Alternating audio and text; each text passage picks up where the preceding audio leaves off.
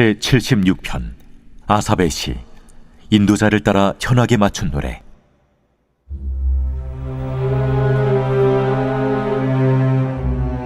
하나님은 유다에 알려지셨으며 그의 이름이 이스라엘에 크시도다.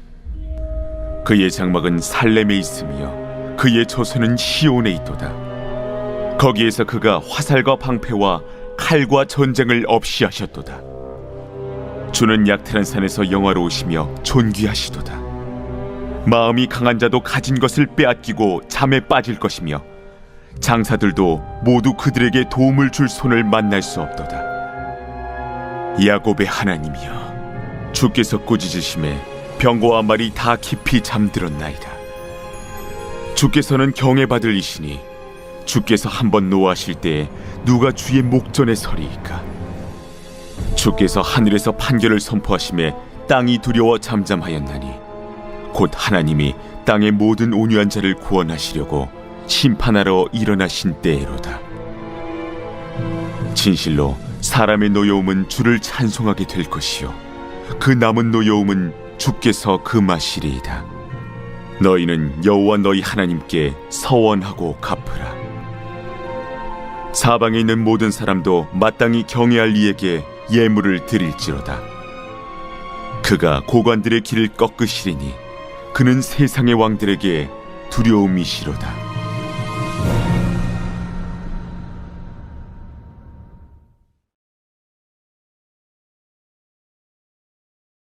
할렐루야.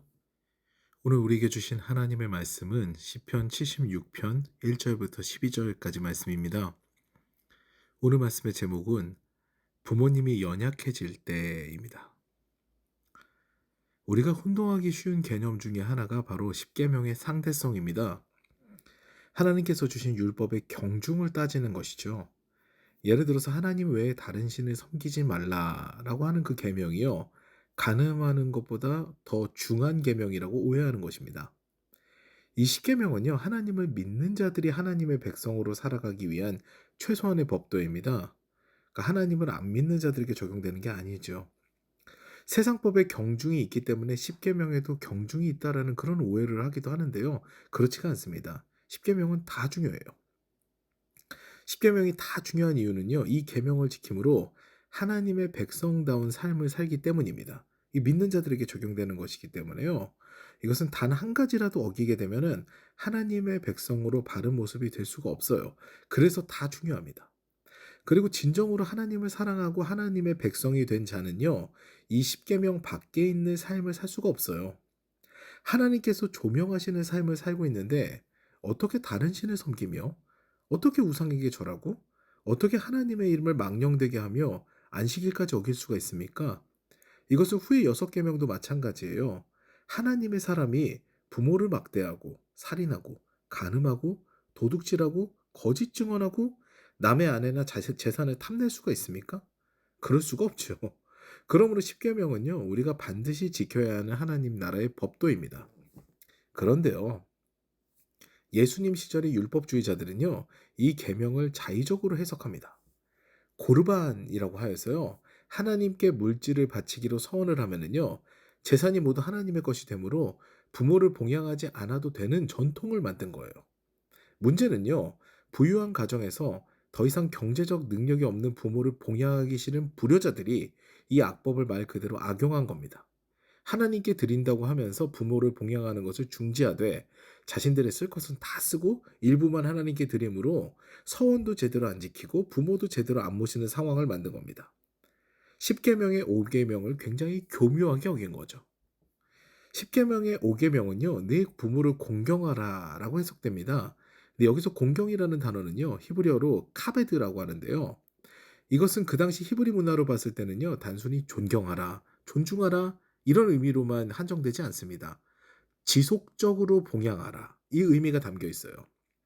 부모가 경제적 능력을 상실해서 나의 봉양을 필요로 할 때 거절하거나 내치지 말고 사회적 약자가 된 그들을 천국 가실 때까지 하나님을 섬기듯 섬겨라 라는 것이 카베드의 본래 의미입니다. 오늘 본문인 시편 76편은요, 시온시로 분류가 되며 시온을 위협하는 대적에게서 승리하시는 하나님을 노래하는 시거든요. 근데 특별하게 이 시에서는요, 약자의 편에 서신 하나님, 가난한 자를 구원하시는 하나님을 노래합니다. 그래서 저는 오늘 어버이날을 맞아서 경제적 능력을 상실하여서 사회적 약자가 된 우리 부모님 세대를 향한 메시지를 선포하고자 합니다. 에스겔 22장 7절에 보면은요, 사회적 약자에 객과 고아와 과부만 들어가지 않아요. 특별하게 부모님을 넣습니다. 이제 나이가 들어서 힘이 없어진 부모님이 업신여김을 받는다는 이야기가 기록되어 있죠. 그런데 하나님을 섬기는 하나님의 백성은요, 사회적 약자, 오늘은 특히 부모님을 향한 마음이 달라야 합니다. 더 민감해야 돼요. 우리는요, 점점 흥해가지만 부모님은 점점 쇠해집니다. 시간의 흐름에 따라 당연한 역사죠. 점점 연약해지는 부모님을 바라보는 우리의 시선은 과연 어떠한지요? 오늘 한번 우리가 스스로 점검해 볼 필요가 있습니다. 오늘 새벽에 시편 76편을 묵상하면서요, 우리 모두의 마음을 새롭게 하시기를 주님의 이름으로 부탁드립니다. 시편 76편은요, 1절부터 6절까지 시온에 좌정하시며 대적을 이기시는 하나님을 노래합니다. 그런데 그 하나님께서요, 구원하시고자 하는 대상은 사뭇 분명합니다. 9절 말씀 보시겠습니다. 곧 하나님이 땅의 모든 온유한 자를 구원하시려고 심판하러 일어나신 때로다. 아멘. 여기서 땅의 모든 온유한 자라는 단어를 히브리어로 보면요, 아나브라고 하는데요, 이는 땅의 모든 가난한 자입니다. 여기서 말하는 가난한 자는요, 정말로 가진 힘이 없어서 하나님의 구원만을 바라봐야 하는, 믿음으로 하나님만을 바라봐야 하는 자들을 의미하죠. 하나님께서는요, 그들을 구원하시는 분이시라는 거예요. 하나님께서는요, 그 연약한 자들, 정말 가진 힘이 없는 자들을 위해 싸우시는데요. 12절 말씀입니다.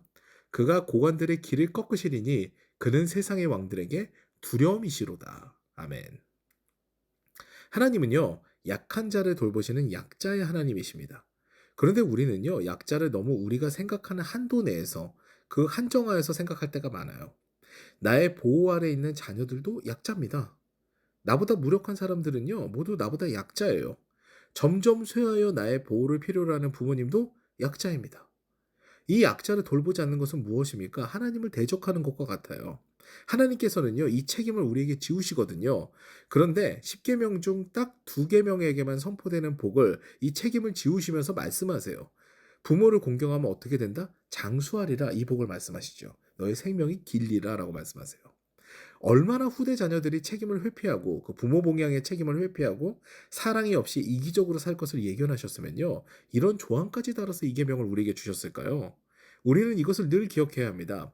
힘이 없고 연약한 상황에 처한 부모님들을 향한 늘 긍휼의 마음, 예수 그리스도의 마음을 가질 때 하나님께서 나의 삶에 생명력을 더하신다는 사실이죠.